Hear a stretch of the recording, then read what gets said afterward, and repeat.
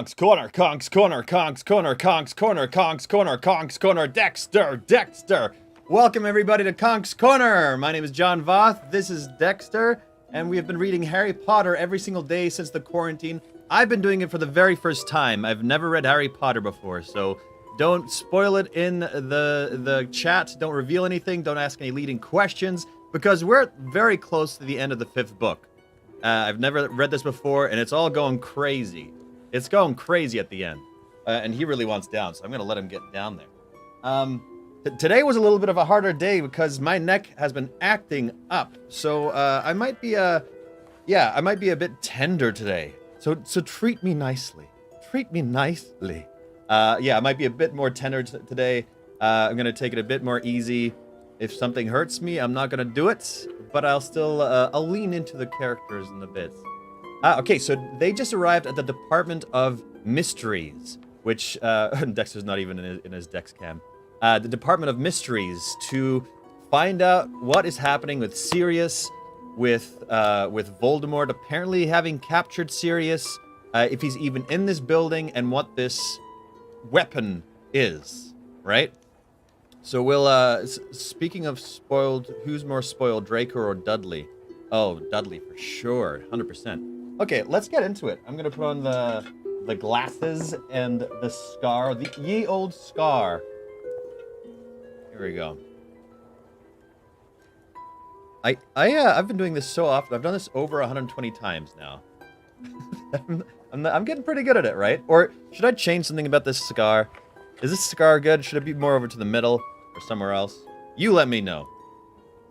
So this is a more intense section. I'm going to be putting on some of the more creepy music. Put on this other lighting. And off we go. All right. Where were we? Door. You could be miles away. Okay, here we go. A chink of soft golden light hit their feet, and widening, rose up. Wait, oh no, here we are. Come on. Oh yeah, here we go. Okay, I know where we are now. Harry felt sure there ought to be a security person there. Sure their absence was an ominous sign, and his feelings of foreboding increased as they passed through the golden gates to the lifts.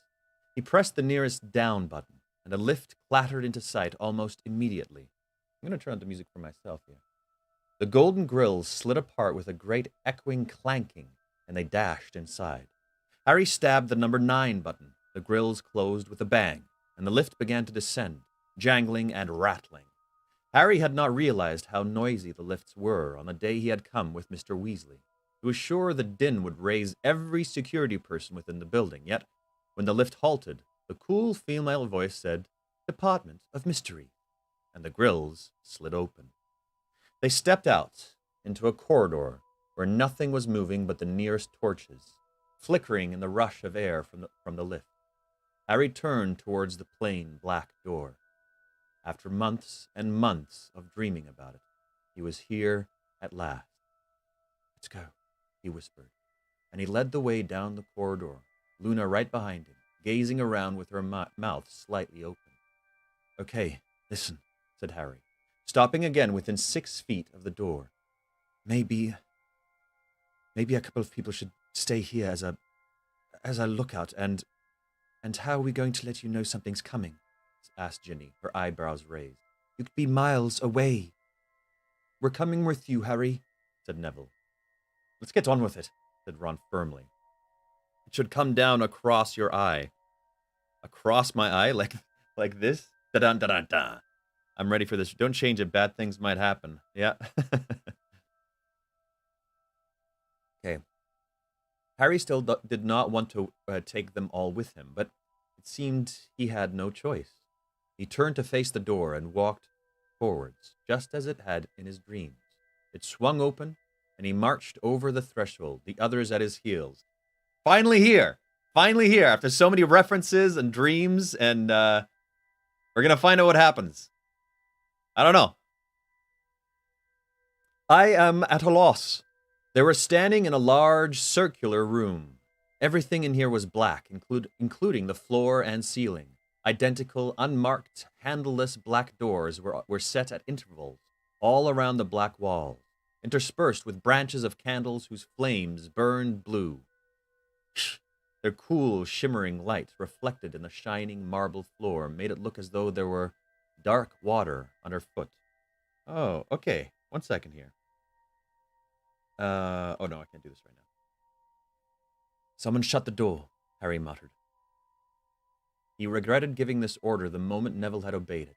Without the long chink of light from the torchlit corridor behind them, the place became so dark that for a moment the only things they could see were the bunches of shivering blue flames on the walls and their ghostly reflections in the floor.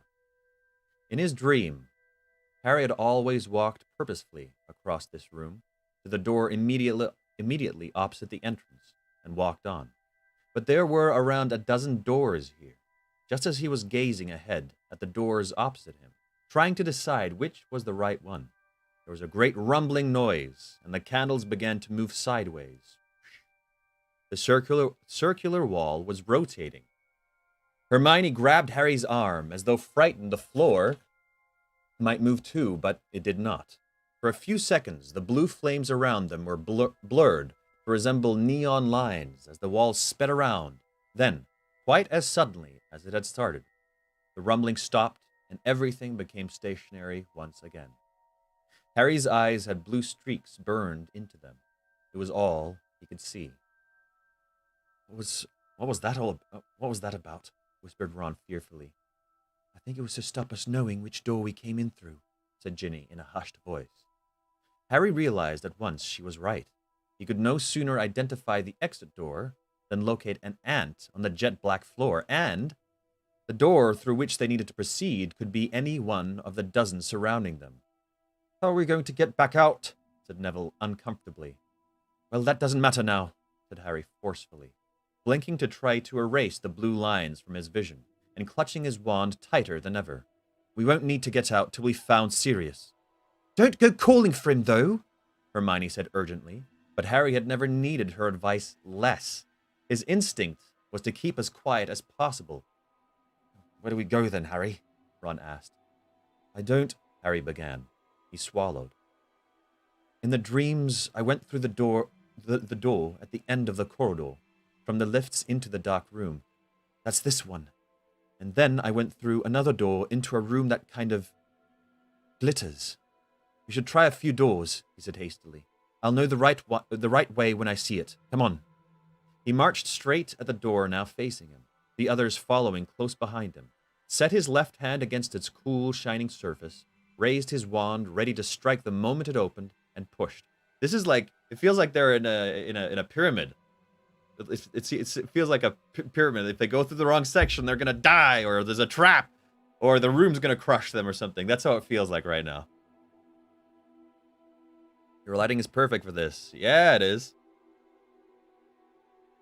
It swung open easily.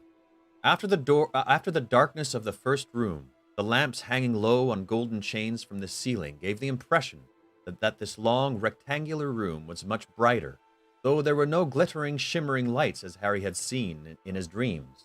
The place was quite empty, except for a few desks, and in the very middle of the room, an enormous glass tank of deep green liquid, big enough for all of them to swim in.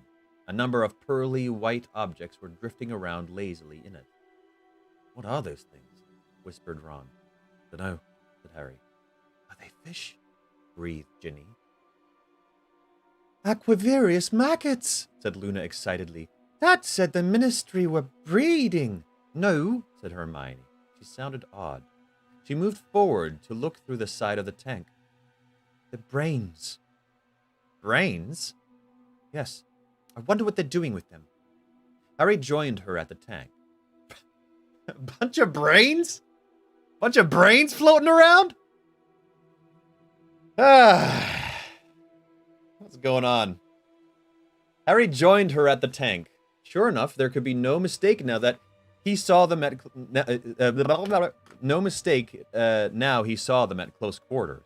Glimmering eerily, they drifted in and out of sight in the depths of the green liquid, looking something like slimy cauliflowers, or bananas, or oranges, or any kinds of fruit or vegetable. Brains are all different, like snowflakes.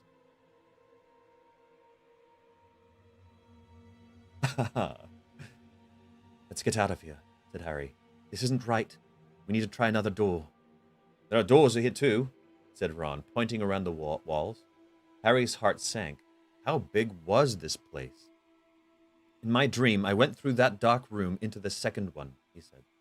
I think we should go back and try from there. So they hurried back into the dark, circular room. The ghostly shapes of the brains were now swimming before Harry's eyes, instead of the blue candle flames. Wait, said Hermione sharply, as Luna made to close the door of the brain room behind them. Flagrate! She drew with her wand in midair, and a fiery X appeared on the door. Oh, clever Hermione! That's why she's my favorite! No sooner had the door clicked shut behind them. Oh, ow, that hurt. Behind them, than there was a great rumbling, and once again the wall began to revolve very fast. But now there was a great red-gold blur in amongst the faint blue, and when all became still again, the fiery cross still burned, showing the door they had already tried. Nice. Good thinking, said Harry. Okay, let's try this one. Flag ratte. Flag ratte. Yeah, that could be.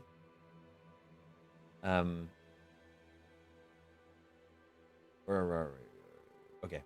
Again, he strode directly at the door facing him and pushed it open, his wand still raised, the others at his heel. This room was larger than the last, dimly lit and rectangular, and the center of it was sunken, forming a great stone pit some 20 feet deep. They were standing on the topmost tier of what seemed to be stone benches running all around the room and descending in steep steps like an amphitheater or the courtroom in which Harry had been tried by the Wizengamot. Instead of a chain chair, however, there was a raised stone dais in the center of the pit, on which stood a stone archway that looked so ancient, cracked, and crumbling, that Harry was amazed the thing was still standing. Unsupported by any surrounding wall, the archway was hung with a tattered black curtain or veil which, despite the complete stillness of the cold surrounding air, was fluttering very slightly, as though it had just been touched. "Who's there?" said Harry, jumping down on the bench below. There was no answering voice, but the veil continued to flutter and sway. "Careful," whispered Hermione. Ooh, something's gonna happen.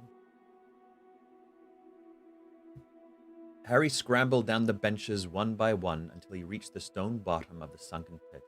His footsteps echoed loudly as he walked slowly towards the dais. The pointed archway looked much taller from where he stood now than it had when he'd been looking down on it from above. Still, the veil swayed gently, as though somebody had just passed through it. "Sirius," Harry spoke again, but more quietly now that he was nearer. He had the strangest feeling that there was someone standing right behind the veil on the other side of the archway. Gripping his wand very tightly, he edged around the dais, but there was nobody there. All that could be seen was the other side of the tattered black veil. "Let's go," called Hermione from halfway up the stone steps. "This isn't right, Harry. Come on, let's go." She sounded scared, much more scared than she had in the room where the brains swam. Yet Harry thought the archway had a kind of beauty about it, old that it was. The gently rippling veil intrigued him. He felt a very strong inclination to climb up on the dais and walk through it. "Harry, let's go, okay?" said Hermione more forcefully. "Okay," he said, but did not move. He had just heard something. There were faint whispering, murmuring noises coming from the other side of the veil. "What are you saying?" he said very loudly, so that his words echoed all around the stone benches. "Nobody's talking, Harry," said Hermione, now moving over to him. "Someone's whispering behind there," he said, moving out of her reach. This is creepy. And continuing to frown at the veil. "That you, Ron?" "I'm here, mate," said Ron, appearing around the side of the archway. "Can't anyone else hear it?"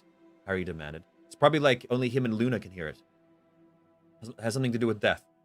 Harry demanded, for the whispering and murmuring was becoming louder, without really meaning to put it there. He found his foot was on the dais. "I can hear them too." Doesn't fit for the mood at all. Okay, I can hear them too, breathed Luna, joining them around the side of the archway and gazing at the swaying veil. There are people in there. What do you mean, in there? Demanded Hermione, jumping down from the bottom step and sounding much angrier than the occasion warranted. There isn't any in there. It's just an archway. There's no room for anybody to be there. Harry, stop it. Come away. She grabbed his arm and pulled, but he resisted.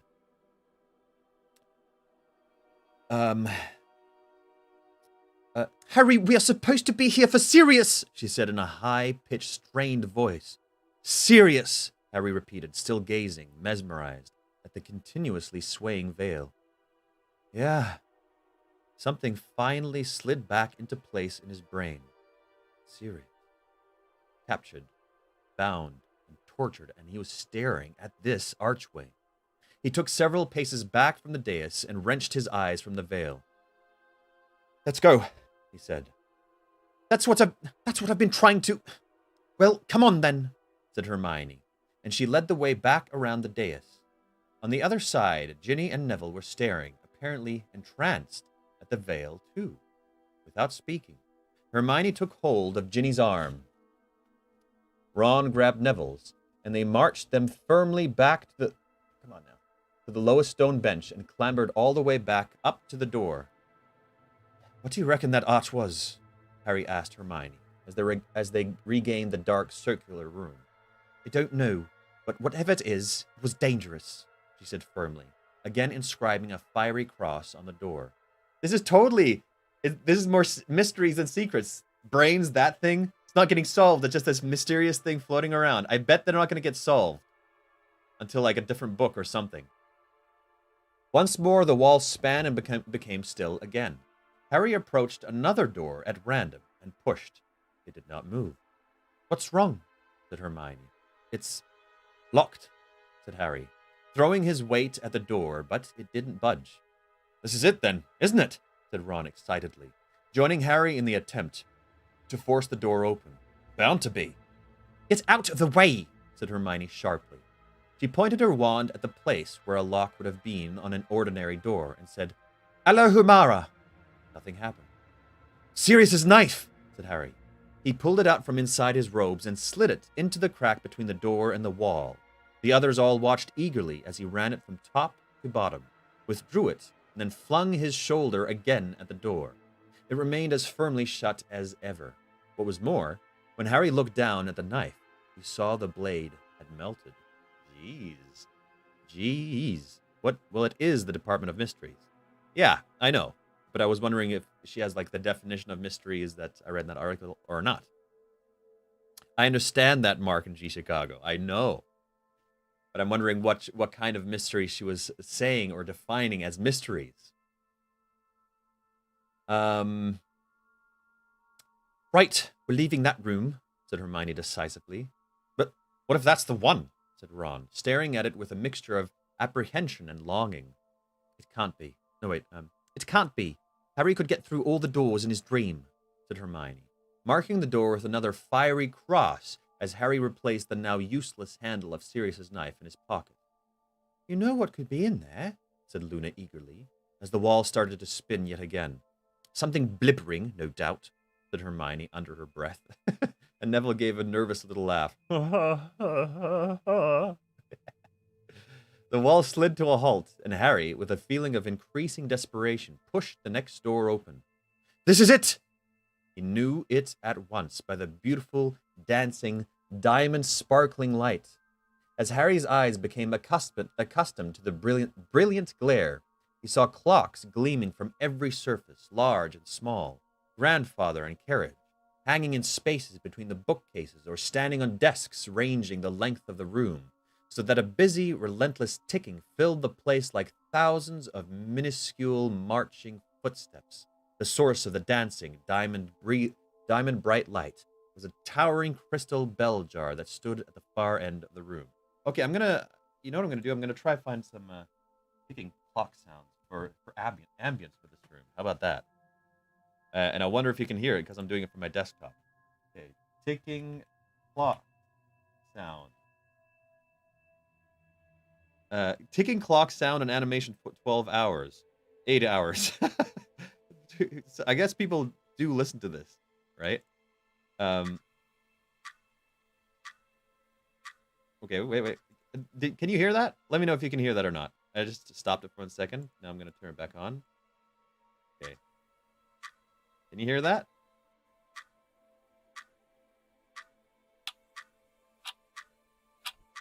And let me know if that's too loud or if that's right. Yep. I both love and hate it. It's good. Okay, let me know if it's too loud on your end or if you hear like double sounds or anything like that. Okay. I can make it quieter if it's just too much. All right, just let me know. Grandfather and carriage, hanging in spaces between the bookcases, filled the air like 1,000 of minuscule marching footsteps. The source of the dancing diamond-bright light was a towering crystal bell jar that stood at the far end of the room. This way! Harry's heart was pumping frantically now that he knew they were on the right track. He led the way down the narrow space between the lines of desks, heading, as he had done in his dream, for the source of the light. The crystal bell jar, quite as tall as he was, that stood on a desk and appeared to be full of billowing, glittering wind. "Oh, look," said Ginny, as they drew nearer, pointing at the very heart of the bell jar. Drifting along in the sparkling current inside was a tiny, jewel-bright egg. Jewel-bright egg, okay. As it rose in the jar, it cracked open, and a hummingbird emerged. Like right on time, which was carried to the very top of the jar. But as it fell on the draught, its feathers became bedraggled and damp again. By the time it had been borne back to the bottom of the jar, it had been enclosed once more in its egg. That's weird. That's very weird. "Keep going," said Harry sharply, because Ginny showed signs of wanting to stop and watch the egg's progress back into a bird. You dawdled enough by that old arch," she said crossly, but followed him past the bell jar to the only door behind it. I'm just going to start over this creepy music so that it doesn't do that crazy thing again. "This is it," Harry said again, and his heart was now pumping so hard and fast he felt it must interfere with his speech. "It's through here." He glanced around at them all. They had their wands out and looked suddenly serious and anxious. Are they still in the watchroom? I don't know. Are they out of the watchroom? He looked back at the door and pushed. It swung open. So I guess I'm going to stop the clock noises. That was just a short thing, but fun while it lasted, eh?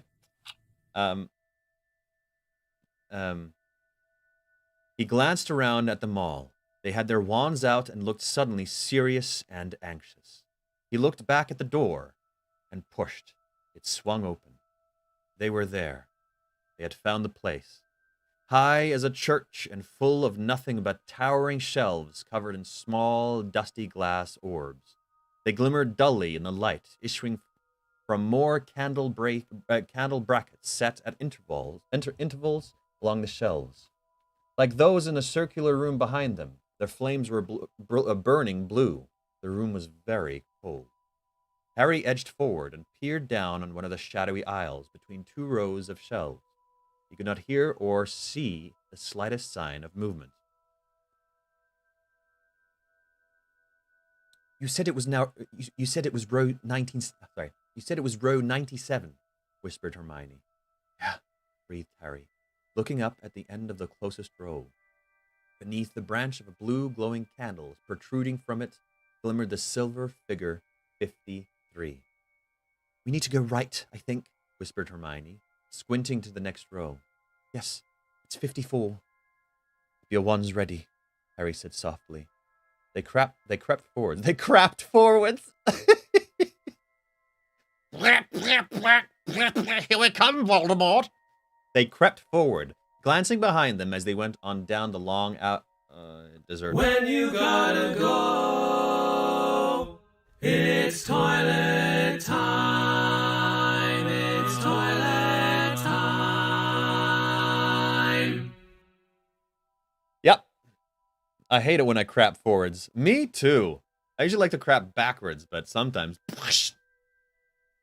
They crept forward, Glancing behind them as they went on down the long alleys of shelves, the further ends of which were in near total darkness, tiny yellowing labels had been stuck beneath each glass orb on the shelves. Some of them had a weird liquid glow.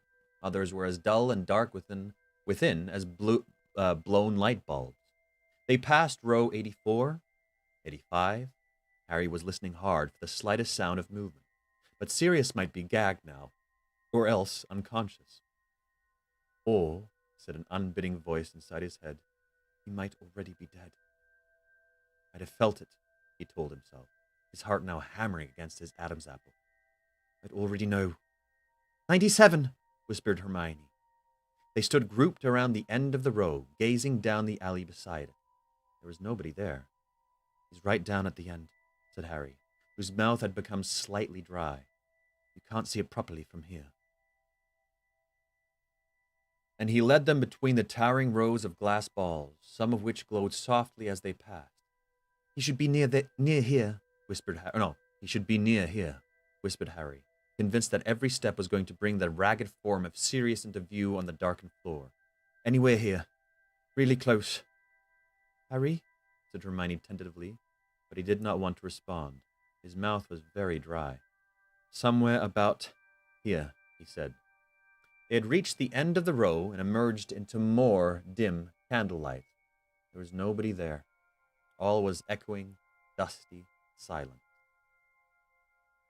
He might be, Harry whispered hoarsely, peering down the next alley. Or maybe he hurried to look down the one beyond that. Harry, said Hermione again. What? He snarled. I don't think Sirius is here. Nobody spoke. Harry did not want to look at any of them. He felt sick. He did not understand why Sirius was not here. He had to be here. This was where he, Harry, had seen him. He ran up the space at the end of the row, staring down them. Empty aisle after empty aisle flickered past. He ran the other way, back past his staring companions. There was no sign of Sirius anywhere, nor any hint of a struggle. Harry, Ron called. What? He did not want to hear what Ron had to say, did not want to hear Ron tell him he had been stupid, or suggest that they ought to go back to Hogwarts, but the heat was rising in his face, and he felt as though he would like to skulk down here in the darkness for a long while before facing the brightness of the atrium above and the others' accusing stares. Have you seen this? Said Ron. What? Said Harry, but eagerly this time. It had to be a sign that Sirius had been there, a clue. He strode back to where they were all standing, a little way down row 97, but found nothing except Ron staring at one of the dusty glass spheres on the shelf.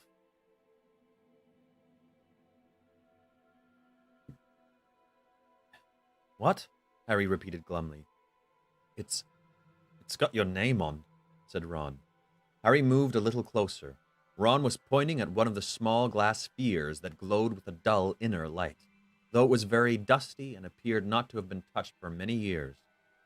My name, said Harry blankly. He stepped forwards.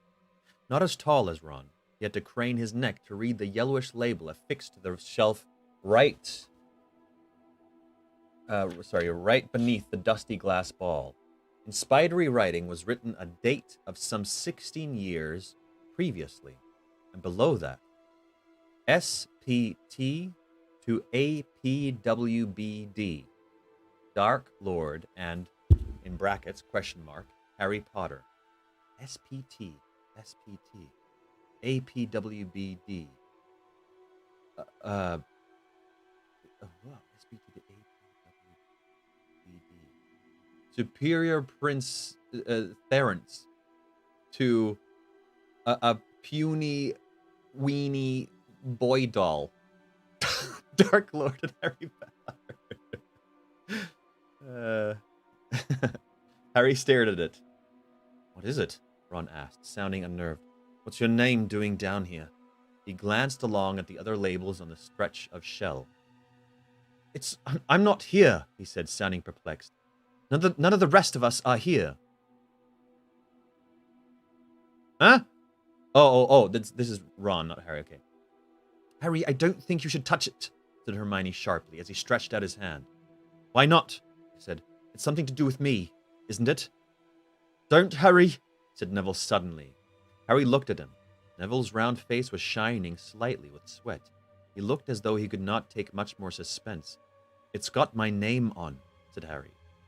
And, feeling slightly reckless, he closed his fingers around the dusty ball's surface.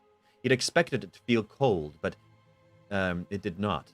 On the contrary, it felt as though it had been lying in the sun for hours, as though the glow of light within was warming it, expecting, even hoping, that something dramatic was going to happen, something exciting that might make their long and dangerous journey worthwhile after all. Harry lifted the glass ball down from its shelf and stared at it.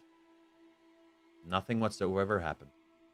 The others moved in closer around Harry, gazing at the orb as he brushed it free from the clogging dust. And then, from right behind them, a drawling voice spoke. Oh, who is this now? I don't know. Very good, Potter. Now turn around, nice and slowly, and give that to me. No idea who that is. End of chapter. Chapter 35, Beyond the Veil. All right. Something's going to happen. We're going to find some stuff out now. Let him find out. Okay, so, somebody deleted stuff by Mark Fleming. Thanks, Mark. Make a guess. Pew, pew, pew, pew, pew. Not Umbridge. It's not Snape. It's not Voldemort.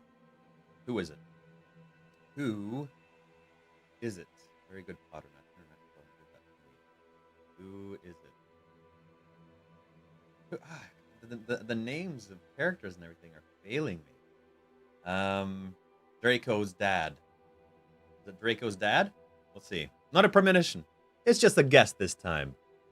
You know, I let the premonitions come to me. I don't force them. This time it's just a guess. It didn't descend upon me from above. Usually I get the information fed, and I'm just a pure vessel of truth, a pure vessel of prophecy, a pure vessel of occlusion. Why Steeler made me think Swiper. Chapter 35, Beyond the Veil. Here we go. Okay, I'm excited. I'm excited to find out something, finally.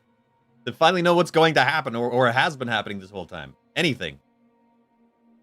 Black shapes were emerging out of thin air all around them, blocking their way left and right. Eyes glinted through slits in hoods. A dozen lit wand tips were pointing directly at their hearts. Ginny gave a gasp of horror.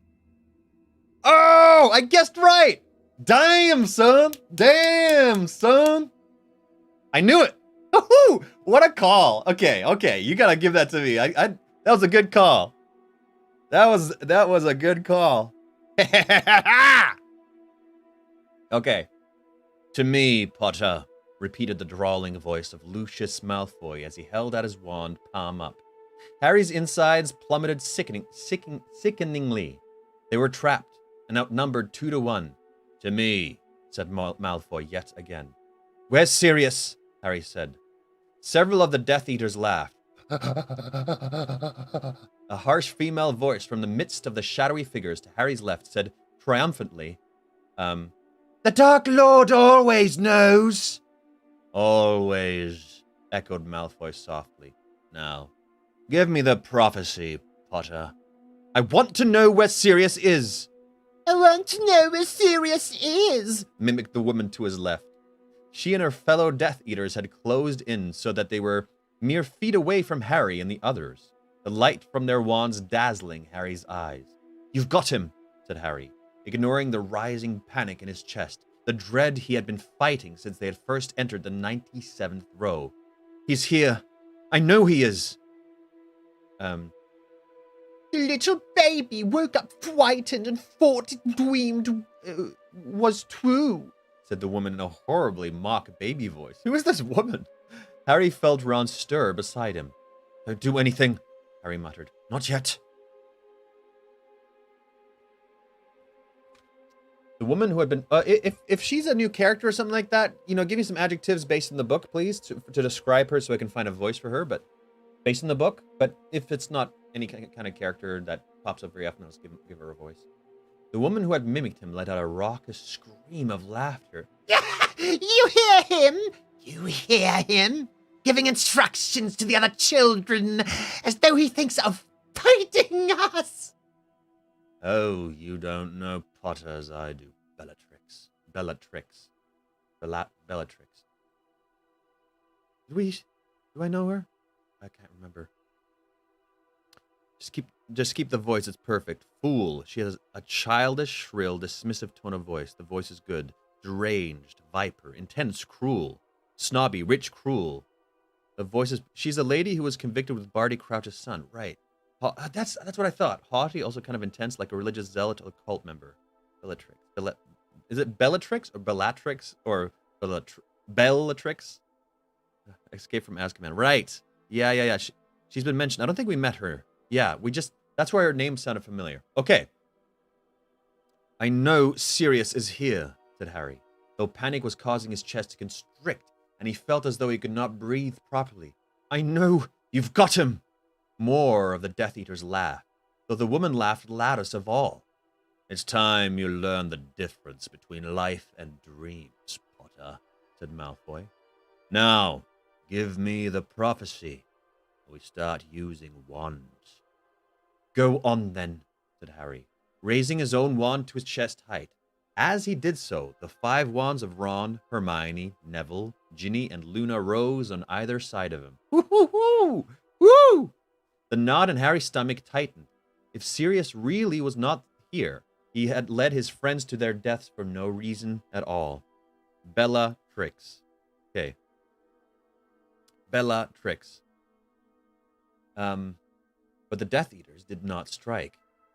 And over the prophecy, and no one need get hurt, said Malfoy coolly.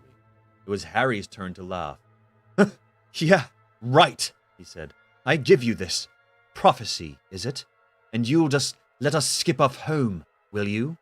The words were hardly out of his mouth when the female Death Eater shrieked. Accio, Prof! Harry was just ready for her. He shouted, Protego! Before she had finished her spell, and though the glass sphere slipped to the tip of his fingers, he managed to cling on to it. Oh, he knows how to play! I want to give her a good voice. Oh, he knows how to play, little bitty baby Potter, she said, her mad eyes, she's a bit mad, staring through the slits in her hood. Very well, then. I told you no! Lucius Malfoy roared at the woman. If you smash it! Harry's mind was racing. The Death Eaters wanted this dusty spun glass sphere. He had no interest in it. He just wanted to get them all out of this alive. To make sure... Oh, they were probably all in that room with the dais. Because they were invisible, I guess, in that room. And they were waiting for him to go through that room to follow him to his vision, because they probably didn't know where this thing was. So they were all hanging around there. They followed them all through the room into the specific location where this prophecy was, because they didn't know exactly where it was. You really like Bellatrix's voice? Voice is spot on. Okay, cool. Awesome. Important nobody's mom is here. Important nobody's mom is here. Welcome. The woman stepped forward. Wait, Harry, he had no interest in it. He just wanted to get them all out of this alive, to make sure none of his friends paid a terrible price for his stupidity. The woman stepped forward, away from her fellows, and pulled off her foot. She took off her foot. Ah! She started ripping off her limbs just to intimidate Harry. Azkaban had hollowed Bellatrix Lestrange's face, making it gaunt and skull-like, but it was alive with a feverish, fanatical glow. You need more persuasion, she said, her chest rising and falling rapidly. Very well. Take the smallest one, she ordered the Death Eaters beside her. Let him watch while we torture the little girl. I'll do it. Harry felt the others close in around Ginny. He stepped sideways so that he was right in front of her, the prophecy held up to his chest. You'll have to smash this. Oh, no, wait. You'll have to smash this if you want to attack any of us, he told Bellatrix. I don't think your boss will be too pleased if you come back without it, will he? She did not move. She merely stared at him, the tip of her tongue moistening her thin mouth. So, said Harry, what kind of prophecy are we talking about, anyway? He's boss. He's boss in this moment. He could not think what to do but keep talking. Neville's arm was pressed against his, and he could feel him shaking. He could feel one of the others' quickened breath on the back of his head. He was hoping they were all thinking hard about the ways to get out of this because his mind was blank. What kind of prophecy? Repeated Bellatrix, the grin fading from her face. You jest, Harry Potter? Nope, not jesting, said Harry, his eyes flicking from Death Eater to Death Eater, looking for a weak link, a space through which they could escape. How come Voldemort wants it? Several of the Death Eaters let out low hisses. That's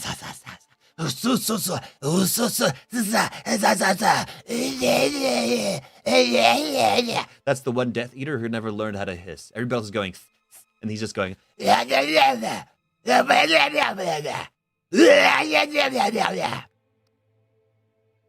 You dare speak his name? Whispered Bellatrix. Yeah, said Harry, maintaining his tight grip on the glass ball, expecting another attempt to bewitch it from him. Yeah, I've got no problem with saying Shut your mouth! Bellatrix shrieked. You dare speak his name with your unworthy lips. You dare besmirch it with your half-blood's tongue. You dare! Oh, she's she's into Voldemort, huh?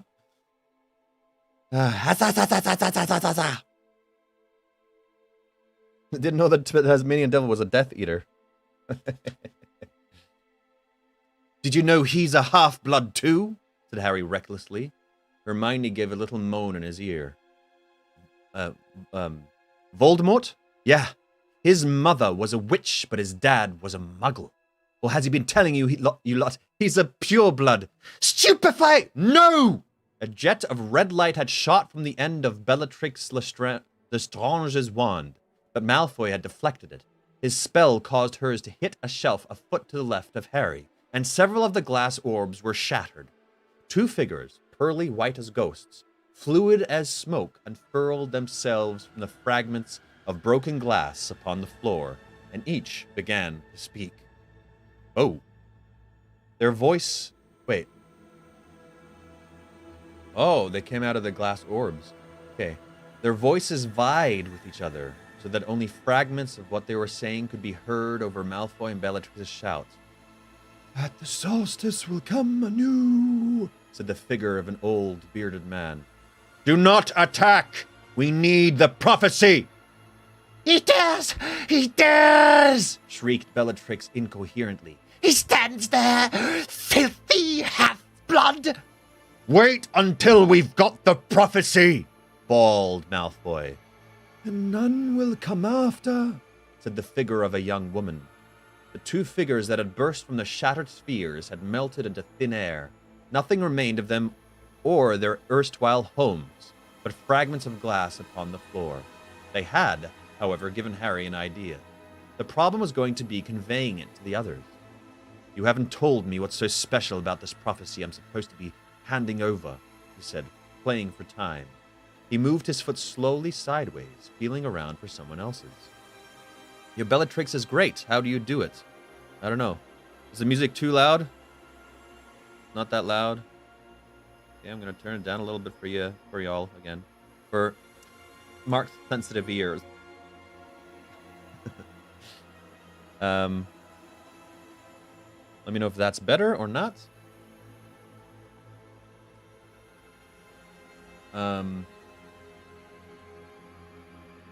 Do not play games with us, Potter, said Malfoy.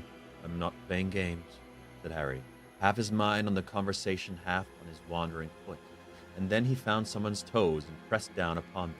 A sharp intake of breath behind him told him they were Hermione's. What? She whispered. Who's saying this? Yeah. Dumbledore never told you the reason you bear that scar on was hidden in the bowels of the Department of Mysteries. Dumbledore ever told you the reason you bear that scar was hidden in the bowels of the Department of Mysteries? Okay. Oh, we're gonna find out a big thing here. Okay. Malfoy sneered. What? Said Harry, and for a moment he quite forgot his plan. What about my scar? What? Whispered Hermione more urgently behind him. Can this be? Said Malfoy, sounding maliciously delighted. Some of the Death Eaters were laughing again, and under cover of their laughter, Harry hissed to Hermione, moving his lips as little as possible. Smash shelves. Dumbledore never told you, Malfoy repeated. Well, this explains why you didn't come earlier, Potter. The Dark Lord wondered why. And I say now. You didn't come running when he showed you the place where it was hidden in your dreams. He thought natural curiosity would make you want to hear the exact wording. Did he? Said Harry. Behind him, he felt rather than heard Hermione passing his message to the others, and he sought to keep talking, to distract the Death Eater. So he wanted me to come and get it, did he? Why? I love saying titch now. In fact, say so smidge. Okay, the music's fine. Why? No, why? Malfoy sounded incredulously delighted. Because the only people who are permitted to retrieve a prophecy from the Department of Mysteries, Potter, are those about whom it was made, as the Dark Lord discovered when he attempted to use others to steal it for him. Sorry, I gotta read that again. Because the other people who are permitted to retrieve a prophecy from the Department of Mysteries, Potter, are those about whom it is made. Ah, okay, so that's the rule. As the Dark Lord discovered when he attempted to use others to steal it for him. Okay. So only Voldemort and Harry could go get it, but I don't know why Voldemort wouldn't go get it himself. Because his name is on the prophecy too. And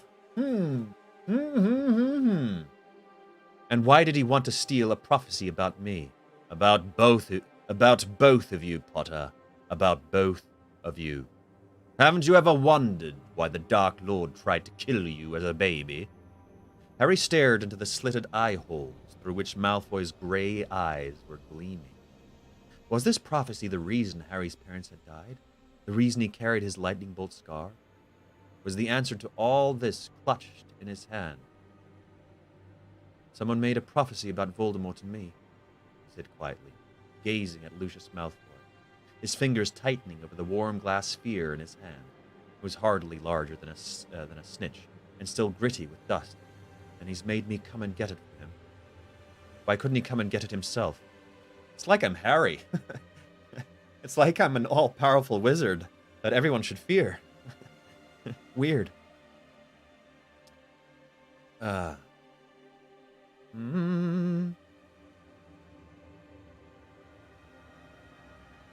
John Sylvan does have reached new, very low levels. So weird that Jordan still wants to hang out with me, despite saying that. He's on his way to mine after this. He's gonna be here. He acts all tough, but he still wants to hang out with me. Weird. Okay. Why couldn't he come and get it himself? Get it himself! Shrieked Bellatrix over a cackle of mad laughter. The Dark Lord walks into the Ministry of Magic when they are so sweetly ignoring his return. The Dark Lord reveal himself to the Aurors. And at that moment they are wasting their time on my dear cousin. So, he's got you doing his dirty work for him, has he? Said Harry. Like he tried to get Sturgis to steal it. And Bode. Very good, Potter. Very good, said Malfoy slowly. But the Dark Lord knows you are not Now! Yelled Harry. 5 different voices behind him bellowed, Redacto! Reducto! 5 curses flew in 5 different directions, and the shelves opposite them exploded as they hit. The towering structure swayed as 100 glass spheres burst apart. Pearly white figures unfurled into the air and floated there, their voices echoing from who knew what long-dead past, amid the torrent of crashing glass and splintered wood now raining down upon the floor. Run! Harry yelled, as the shelves swayed precariously, and more glass spheres began to fall from above. He seized a handful of Hermione's robes and dragged her forwards, holding one arm over his head as chunks of shelf and shards of glass thundered down upon them. A Death Eater lunged forwards through the cloud of dust, and Harry elbowed him hard in the masked face. They were all yelling, there were cries of pain and thunderous crashes as the shelves collapsed upon themselves, weirdly echoing fragments of the seers unleashed from their spheres. Harry found the way ahead clear and saw Ron, Ginny, and Luna sprint past him, their arms over their heads. Something heavy struck him on the side of the face, but he merely ducked his head and sprinted onwards. A hand caught him by the shoulder. He heard Hermione shout, "Stupefy!" The hand released him at once. They were at the end of row 97. Harry turned right and began to sprint in earnest. He could hear footsteps right behind him, and Hermione's voice urging Neville on. Straight ahead, the door through which they had come was ajar. Harry could see the glittering lights of the bell jar. He pelted through the doorway, the prophecy still clutched tight and safe in his hand, and waited for the others to hurtle over the threshold before slamming the door behind them. Colloportus, gasped Hermione, and the door sealed itself with an odd, squelching noise. Blah! It's true, I'm pathetic. Anybody else stress doodling? Guter Polizist, schlechter Polizist. Genau, Mo. Where are the others? Gasped Harry. He had thought Ron, Luna, and Ginny were ahead of them, that they'd be waiting in this room, but there was nobody there. They must have gone the wrong way, whispered Hermione, terror in her face. Listen, whispered Neville. Footsteps and shouts echoed from behind the door they had just sealed. Harry put his ear close to the door to listen, and heard Lucius Malfoy roar, "Leave not! Leave him, I say! His injuries will be nothing to the Dark Lord compared to losing that prophecy. Jugson, come back here. We need to organize. We'll split into pairs and search, and don't forget, be gentle with Potter until we've got the prophecy. We can kill the others if necessary. Bellatrix, Rodolphus, you take the left. Crabbe, Crabbe's dad is there. Rabastan, go right. Jugson, Dolohov, the door straight ahead. McNair Knavery, through here. Rookwood over there. Mulciber, come with me. What do we do? Hermione asked Harry, trembling from head to toe. Well, we don't stand here waiting for them to find us for a start, said Harry. Let's get away from this door. They ran as quietly as they could.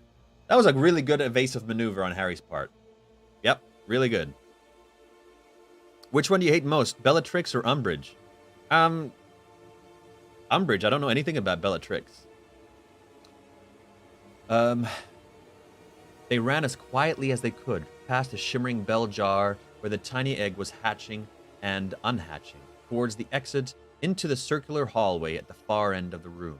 They were almost there when Harry heard something large and heavy collide with a door Hermione had charmed shut. Stand aside, said a rough voice. Alahumara! As the door flew open, Harry, Hermione, and Neville dived under desks. They could see the bottom of the two Death Eaters' robes drawing near, their feet moving rapidly. Oh, it's a rough voice. They might have run straight through to the hall, said the rough voice. Check under the desks, said another. Harry saw the knees of the Death Eaters bend. Poking his wand out from under the desk, he shouted, Stupefy! A jet of red light hit the nearest Death Eater. He fell backwards into a grandfather clock and knocked it over. The second Death Eater, however, had leapt aside to avoid Harry's spell and was pointing his own wand at Hermione, who was crawling out from under the desk to get a better aim. Avatar! Harry launched himself across the room and grabbed the Death Eater around the knees, causing him to topple and his aim to go awry. Neville overturned a desk in his anxiety to help and pointed his wand wildly at the struggling pair. He cried, Expelliarmus! Both Harry's and Death Eater's wands flew out of their hands and soared back towards the entrance to the Hall of Prophecy. Both scrambled to their feet and charged after them, the Death Eater in front, Harry hot on his heels, and Neville bringing up the rear, plainly horror-struck by what he had just done. This is intense. A lot of intense things happening. Oh, man. Get out of the way, Harry! Yelled Neville, clearly determined to repair the damage. Harry flung himself sideways as Neville took aim again and shouted, "Stupefy!"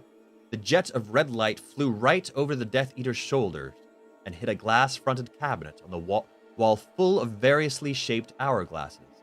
The cabinet fell to the floor and burst apart, glass flying everywhere, sprang back up onto the wall, fully mended, and fell down again and shattered. Okay. The Death Eater had snatched up his wand, which lay on the floor beside the glittering bell jar. Harry ducked down behind another desk as the man turned. His mask had slipped so that he couldn't see. He ripped it off with his face. Ripped off his face.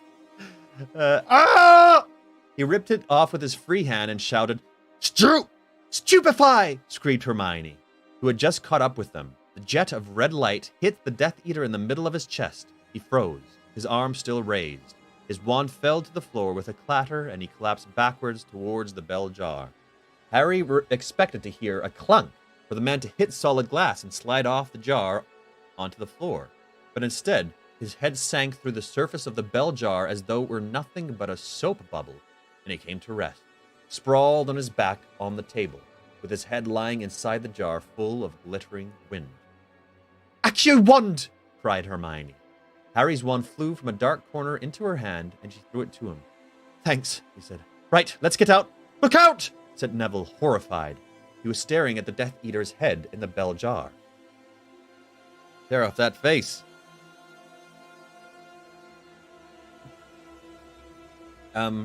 All three of them raised their wands again. But none of them struck. They were all gazing, open-mouthed, appalled at what was happening to the man's head. It was shrinking very fast, growing balder and balder, the back hair and scrubble retracting into his skull, his cheeks becoming smooth, his skull round and covered with a peach-like fuzz. A baby's head now sat grotesquely on top of the thick, muscled neck of the Death Eater. Oh, yeah! Oh, this is awesome. A baby's head now sat grotesquely on top of the thick, muscled neck of the Death Eater as he struggled to get up again. But even as they watched, their mouths open, the head began to swell to its previous proportions again. Whoa! Thick black hair was sprouting from the pate and chin. Kind of freaky to see, probably. "It's time," said Hermione in an awestruck voice. "Time." Whoa. Oh, that was like pure time? Whoa. The Death Eater shook his ugly head again, trying to clear it, but before he could pull himself together, it began to shrink back to babyhood once more. Oh my gosh! There's a shout from a room nearby, then a crash and a scream. "Run!" Harry yelled, turning quickly from the monstrous transformation taking place before them. "Ginny! Luna! Harry!" Hermione screamed. The Death Eater had pulled his head out of the bell jar. His appearance was utterly bizarre. His tiny baby's head bawling loudly while his thick arms flailed dangerously in all directions, narrowly missing Harry, who had ducked. Harry raised his wand, but to his amazement, Hermione seized his arm. "You can't hurt a baby." Come on, Hermione. Don't be so lame right now. That is so lame. Come on. There was no time to argue the point. Harry could hear more footsteps. Okay. This is going to go on for a while, so we're at 6 already. Growing louder from the Hall of Prophecy, knew too late that he ought not to have shouted and given away their position. I'm deciding what to do. It's 6 o'clock. I have, let's see. Just gonna see how. Yeah, there's still a lot to go in this action-filled section. Okay, we're gonna continue tomorrow. That seems like a good spot to end, of a baby's head being shrunk and almost getting it pulverized. Finish it. Oh, yeah, it's a full weekend. Okay, I'm gonna keep going. If Jordan and Nathan, I'm hanging out with Jordan and Nathan tonight. So if Jordan and Nathan come, they just come and they enter the room. All right, I'm gonna keep going. I'm gonna try and finish this chapter, and if I have to end early, I'm gonna end early. All right, everybody, there we go. I'm gonna keep on going. Yeah. Come on, he said, and leaving the ugly baby-headed Death Eater staggering behind them, they took off for the door that stood open at the other end of the room, leading back into the black hallway. They'd run halfway towards it when Harry saw through the open door 2 more Death Eaters running across the black room towards them. Veering left, he burst instead into a small, dark, cluttered office and slammed the door behind them. "Colo," began Hermione. Before she could complete the spell, the door had burst open and the 2 Death Eaters had come hurtling inside. With a cry of triumph, both yelled, "Impedimenta!" Harry, Hermione, and Neville were all knocked backwards off their feet. Neville was thrown over the desk and disappeared from view. Hermione smashed into a bookcase and was promptly deluged into a cascade of heavy books. The back of Harry's head slammed into the stone wall behind him. Tiny lights burst in front of his eyes, and for a moment, he was too dizzy and bewildered to react. "We've got him!" yelled the Death Eater nearest Harry. "In an office! Off! Silencio!" cried Hermione. The man's voice was extinguished. He continued to mouth through the hole in his mask, but no sound came out. He was thrust aside by his fellow Death Eater. Petrificus totalis, shouted Harry, as a second Death Eater raised his wand. His arms and legs snapped together, and he fell forwards face down onto the rug at Harry's feet, stiff as a board and unable to move. Oh, man. Well done, But the Death Eater Hermione had just struck dumb, made a sudden splashing movement with his wand. A streak of what looked like purple flame passed right across Hermione's chest. She gave a tiny "oh" as though of surprise, and crumpled onto the floor where she lay motionless. "Hermione!" Harry fell to his knees beside her as Neville crawled rapidly towards her from under the desk, his wand held up in front of him. The Death Eater kicked out hard at Neville's head as he emerged. His foot broke Neville's wand in 2 and connected with his face. Neville gave a howl of pain and recoiled, clutching his mouth and kicked. Oh, wow. Oh, gosh, he got kicked in the face. Neville gave a howl of pain and recoiled, clutching his mouth and nose.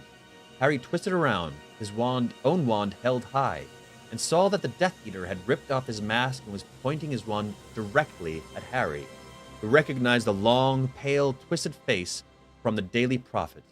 Antonin Dolohov, the wizard who had murdered the Pruitts.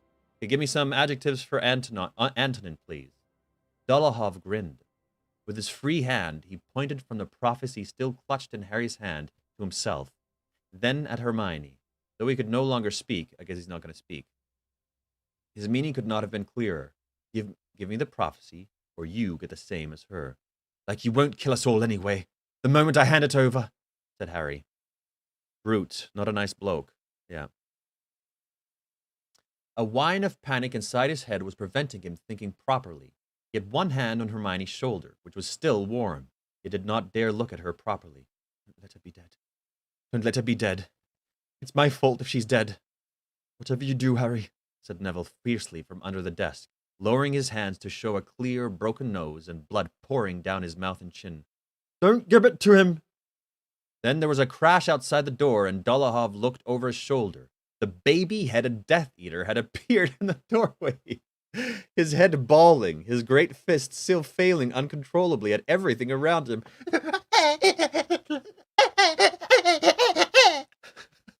Harry seized his chance. "Petrificus totalis!" The spell hit Dolohov before he could block it, and he toppled forward across his comrade, both of them rigid as boards and unable to move an inch. All I saw is important nobody's mom writing, and sure, y'all can call me Mom. The spell hit Dolohov. Okay. "Hermione," Harry said at once, shaking her as the baby-headed Death Eater blundered out of sight again. "Hermione, wake up! What did you do to her?" said Neville, crawling out from under the desk to kneel at her other side, blood streaming from his rapidly swelling nose. "I don't know." Neville groped for Hermione's wrist. "It's a pulse, Harry. I'm sure it is." Such a powerful wave of relief swept through Harry that for a moment he felt lightheaded. "She's alive." "Yeah, I think so." There was a pause in which Harry listened hard for the sound of more footsteps, but All he could hear were the whimpers and blunderings of the baby-headed Death Eater in the next room.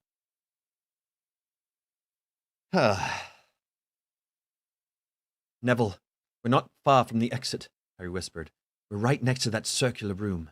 If we can just get you across it and find the right door before any more Death Eaters come, I'll bet you can get Hermione up the corridor and into the lift. Then you can find someone. Raise the alarm. And what are you going to do? Said Neville, mopping his bleeding nose with his sleeve and frowning at Harry. I've got to find the others, said Harry. Well, I'm going to find them with you, said Neville firmly. But Hermione, we'll take her with us, said Neville firmly. The whole nose thing. I'll carry her. You're better at fighting them than I am. He stood up and seized one of Hermione's arms, glaring at Harry, who hesitated. Getting a bit of courage, that Neville. Then grabbed the other and helped hoist Hermione's limp form over Neville's shoulders. Wait, said Harry, snatching up Hermione's wand from the floor and shoving it into Neville's hand. You'd better take this. Neville kicked aside the broken fragments of his own wand as they walked slowly towards the door. My grand's going to kill me, said Neville thickly, blood splattering from his nose as he spoke. That was my dad's old wand. Harry stuck his head out. Oh, this is still going on for a while, eh? I'm not going to finish it today. That's a long while to read. So I think that's a good moment. They finished off a fight. Like, there's going to be more fighting and more stuff going on, but that's a good moment to end right there. So I'm going to end here, and I'm going to keep on going on Monday. Man, there's so much going on compared to the rest of the book. This is just crazy. Lots of action. Lots of action.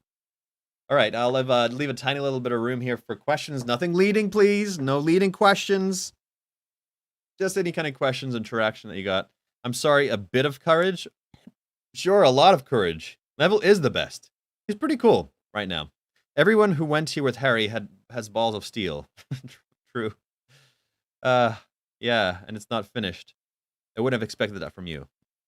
Good. Okay, everybody. I hope you have a good weekend.